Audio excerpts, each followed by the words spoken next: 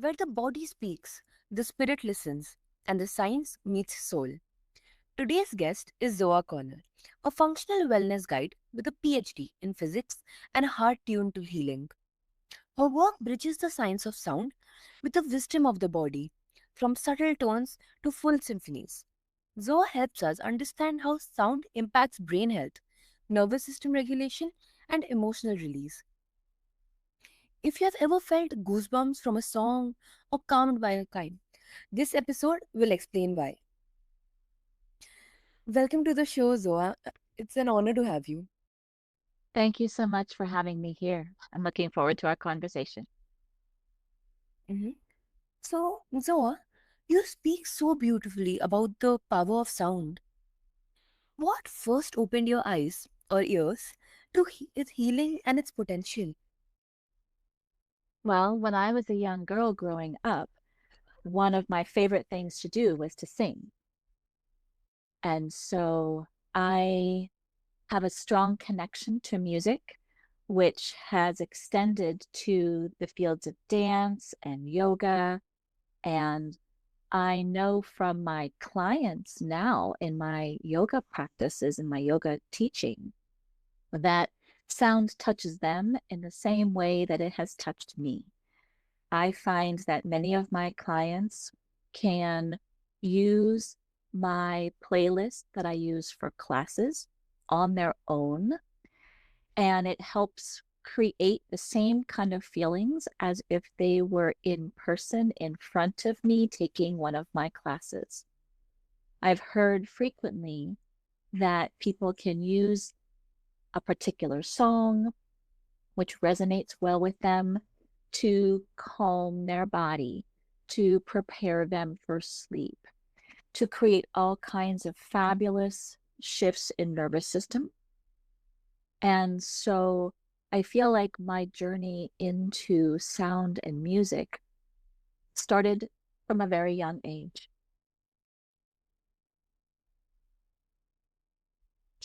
That's amazing. So, was it a personal experience or something you uncovered through your background in physics and wellness? Well, of course, with my physics learning, I know a lot about what makes sound exist and how it travels through the body and how it brings us energy. From my personal experience, I know on a deep internal level how it's not just the words of the song, but the tones and the musical connection of those tones that creates emotional shifts and the desire to move and the nervous system shift. I know from my work with the brain that the brain responds to frequencies and all different kinds of energies, and sound is one of them. So, in my studio, in the lobby, I have two singing bowls that are there on the table. And I've kind of encouraged my clients to come in, and no matter what they're there for, maybe they're there for the sauna or a yoga class or a consultation, but I encourage them to tap each of the bowls a few times. They have different notes, and I just ask them at the beginning when they first walk in, which one sounds right to you? And they're like, right. And I say, yes, which one sounds like the one you need to hear again? And they usually have a strong preference. But then I ask them to tap the two bowls on their way out after their consultation or their detox foot bath or their class with me. And they're always surprised when their preference changes. And I just tell them, your nervous system has changed. Your needs are different. You had something met by being here. And the sound that sounds right to you, the one that you need and that feeds you, is just telling you that you're a different person now. And I think that that is a fabulous way to introduce the concept of sound as a metric, not just as a healing tool, but for understanding your current actual state of body and mind and spirit.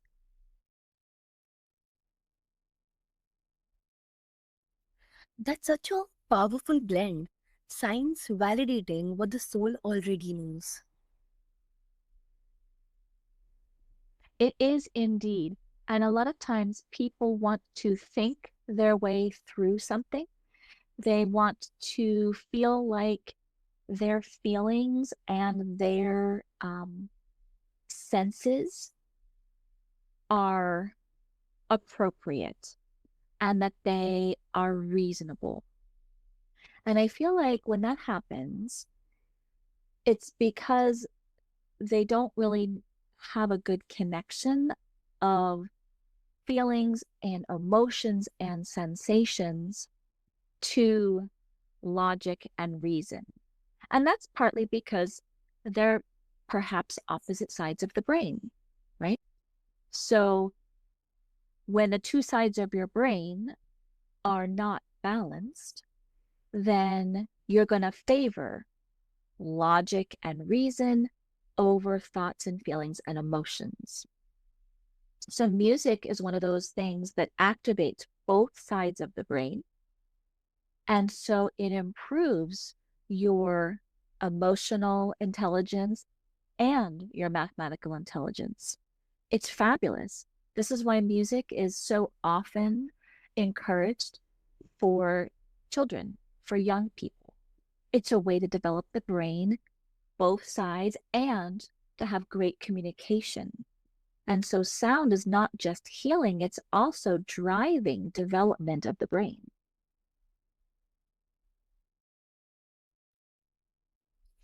Yeah, absolutely. So, how does sound affect the nervous system differently than other sensory inputs? Well, the nervous system is in charge of processing and digesting all of the senses. But hearing and sound is one which is tending to be maybe undervalued or maybe underappreciated relative to vision. Now, we know that when someone has decreased vision, the rest of their senses are going to be more intense, more capable, right? They're trying to still digest and process the world around them, but now they're relying on the other senses more. And so, what that means is that when you have a strong sense of sound and how it connects into the world and yourself, that is a great way of inhibiting the desire of the rest of your nerves, the rest of your senses to be dominant. So here's an example. Close your eyes and just listen to the world around you. If you listen, you'll hear sounds that are close to you, that are far away from you, and the sounds that are coming from inside of you. And those are all different aspects of your nervous system. The ability to hear your breath and hear your heartbeat comes from the inside of you. It's an internal sense, right? The sounds of the people in the same room as you is a different realm of the world. And the sounds of the people who are outside of your building making noise next door, that's that connection farther and farther away. And so the question is, are you paying more attention to the things that are far away from you or more attention to things that are about you and inside of you and very close to you? Whenever someone is having some health issues, frequently we find that they're paying more attention to the world around them than the world inside of them. And so you can use sound and the sense of sound to tune in better to yourself. Now, when you listen to music, here's a good example. Do you listen to music on speakers where the sound is bouncing around the room and intermingling with the other sounds of your world? That's going to encourage paying attention to everything around you. Do you listen to music with headphones or earbuds in so that you can just pay attention to the music and be in your own little world and ignoring the world around you? Or are you feeling the music vibrating through your bones, vibrating through your body? And so that's going to be much more of the internal than the external. Then there's which kind of sounds are resonating well with you. An example I have here is a laboring woman. I used to teach childbirth and prenatal yoga, and it was very common for me to be discussing the importance of sound in facilitating a healthy, happy baby and a smooth birth process and connecting to the baby. So we know that we talk to the babies before they come out of the mother. We talk and sing to the babies after they come out of the mother. But what about the mother herself? So when a woman is laboring, she's going to want to make sounds. This is a good thing. This helps open her up to being able to birth her baby. But the sounds can be helpful or detracting. So when you're trying to get into a relaxed, comfortable state where you can birth a baby, you want low, deep sounds that vibrate from the inside out. So she needs to growl. She needs to groan. She does not need to screech. Screeching is a high-pitched sound. Yelling with a high-pitched sound is agitating, stimulating. It's the opposite of what we want for a birthing mother, which is to relax so that she doesn't feel pain and so that she can relax enough to push the baby out. Now, if we think about any person of any age, when they are getting agitated, their voice rises. When they're calm, their voice lowers. When I teach Pilates, my voice is different than when I teach yoga because I want the two types of classes to do a different thing for the nervous system. I want Pilates to activate and engage and empower and wake up the body and the mind. I usually want my Zen yoga classes to be calming and relaxing and restful. So my Pilates classes, I might teach with a little bit of a quicker tone, a little bit higher energy in my voice, because then that sound helps regulate the nervous system of the people listening to it. But when I teach Zen yoga, I drop it down a little bit. I slow it down and I use the sound of my voice to shift their nervous system into a calmer, peaceful, healing state.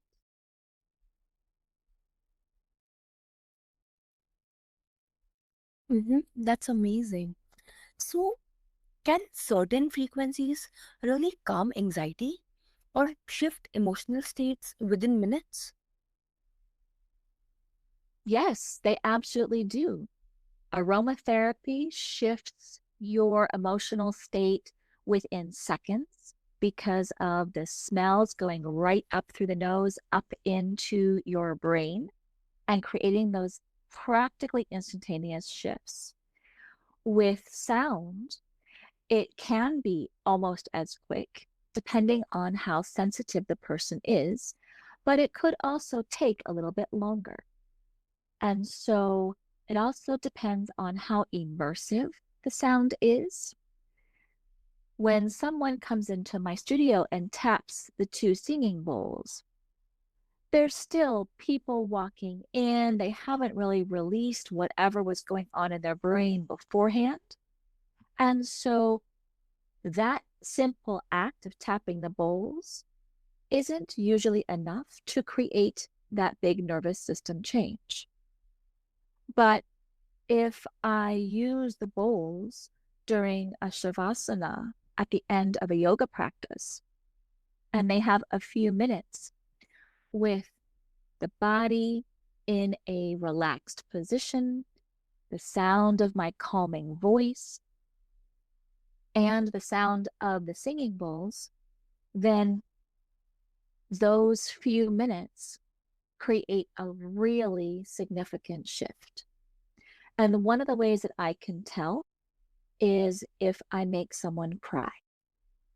Now, few people that I know like to cry.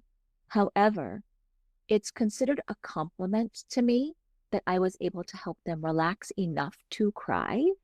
Because when your body and your nervous system are in a state of stress, one of the things that happens physiologically is that your tear production capabilities go down.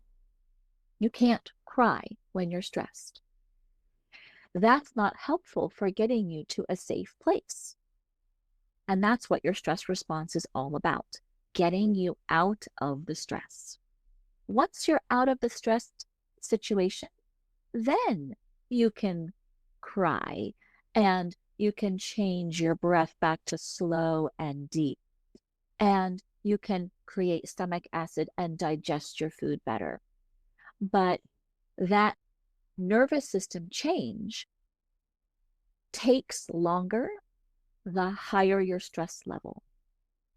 So if you're not very stressed, you might get a great change from just a very short exposure to sound.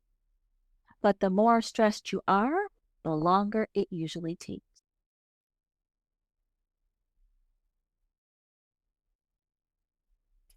That gives so much hope to those feeling overwhelmed, knowing relief can come with just a sound.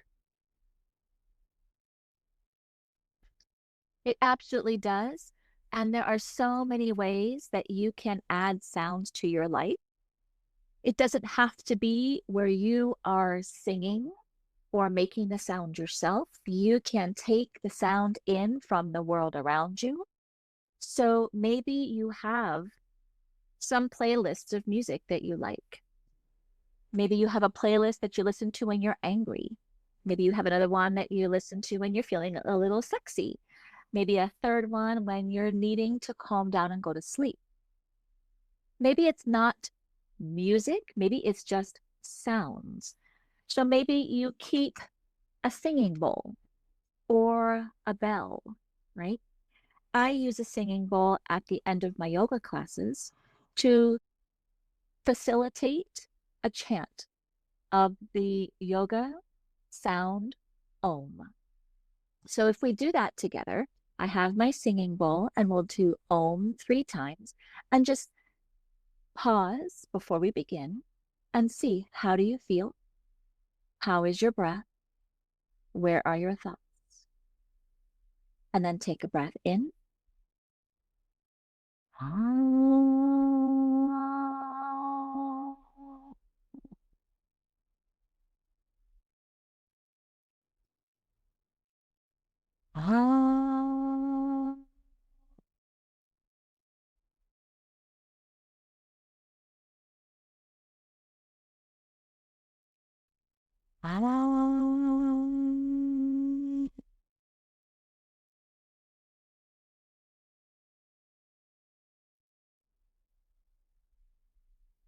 And how do you feel now?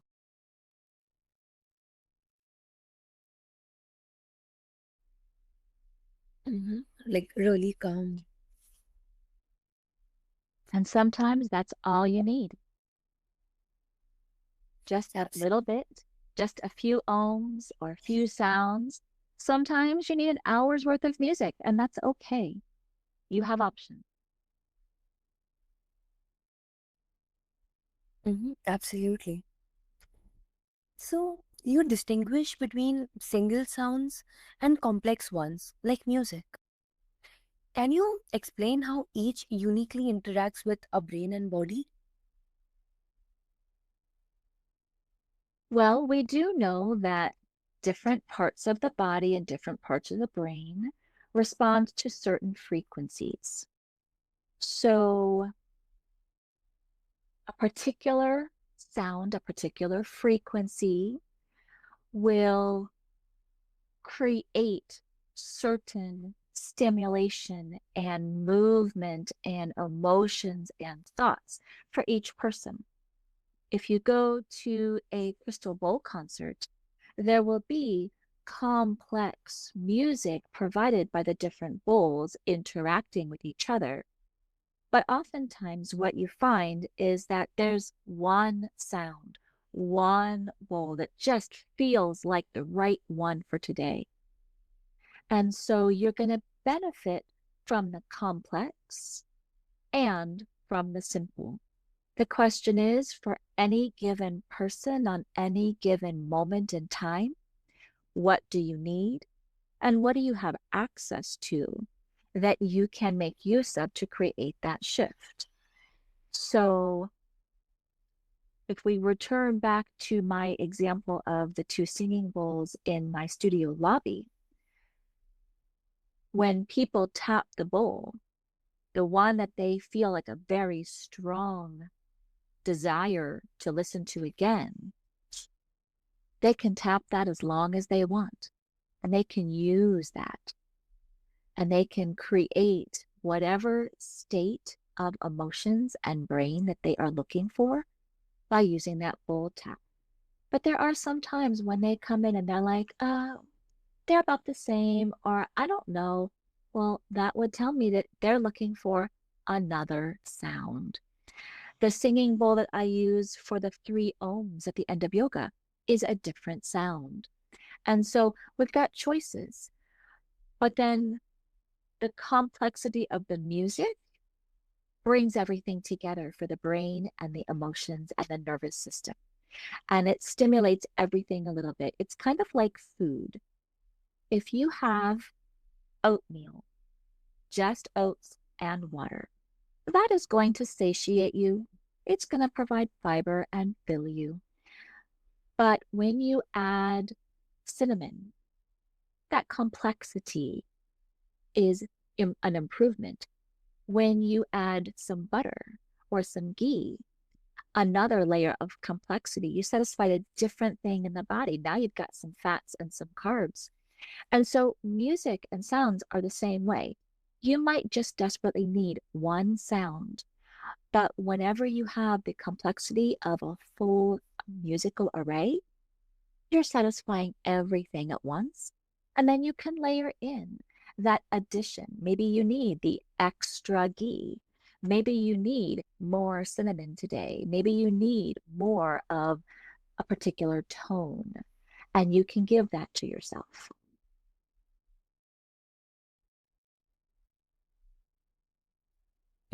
Definitely. So, is there a time when one is better than the other? Say, during stress, focus, or sleep? Focus is an interesting one because a lot of people today have a hard time with focus. And for some people, it's because their brain is overstimulated and their thoughts are just kind of bouncing around all over the place.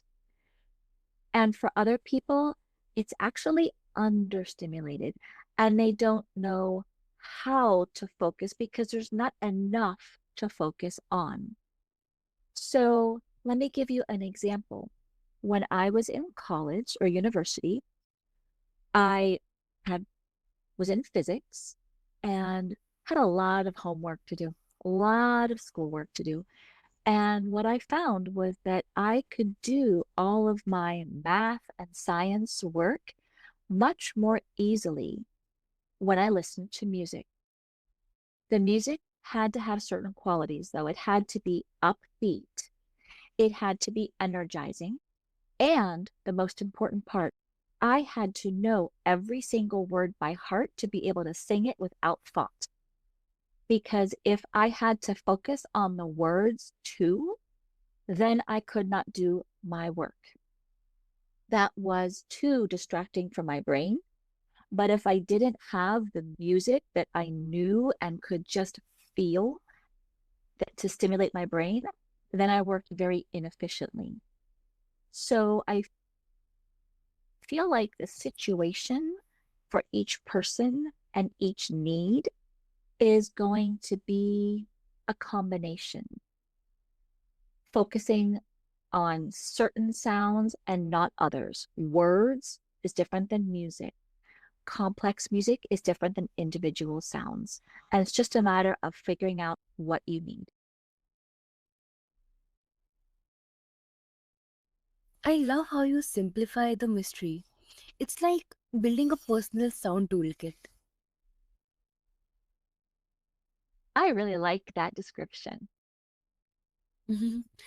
So many people don't realize they're surrounded by noise that affects them negatively. What small sound shifts can someone make today to support their well being? So, one thing that I see and hear a lot is that people don't like to have it quiet. And so they will keep the TV on all the time. They will always have something to stimulate their sound, their sense of sound. And from the nervous system perspective, I have two things to say. One is that too much sound is distracting. You can't notice the important things, but not enough sound is actually quite scary to the nervous system. And so, if we think back to a scary movie and there's a person and they're walking through the woods and it's dark and it's gotten quiet, you know the bad thing's about to happen. So, you need to figure out for your nervous system what is the right amount of sound and the right kind of sound to put you in the state where you want to be. Do you want to be calm and quiet?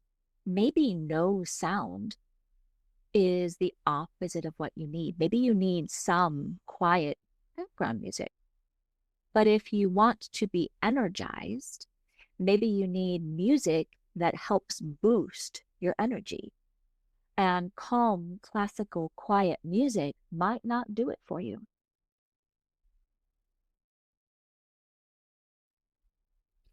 That's such a gentle reminder that wellness isn't always about doing more, but tuning into what's already there.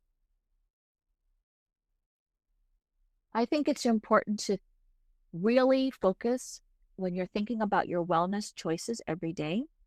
What can and should you take away first? And then what can you add second? Absolutely. So, Zoa Conner invites us to hear healing in a whole new way, whether it's hum, a heartbeat, or your favorite melody. Sound is a secret medicine available to us all. When we listen with intention, we unlock calm, clarity, and connection. So, let today be the day you choose your frequency and let it be.